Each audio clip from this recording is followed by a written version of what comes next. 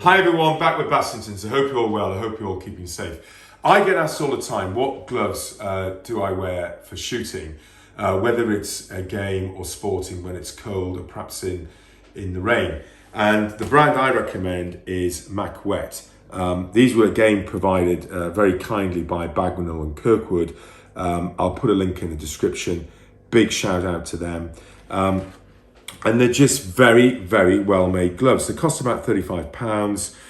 They have a sort of mock suede on the one side, and they have a sort of waterproofing on the other side, but they are very, very durable and they have really good dexterity. These are mine. I've had these for about 3 years, and you can see they're still wearing very, very well indeed.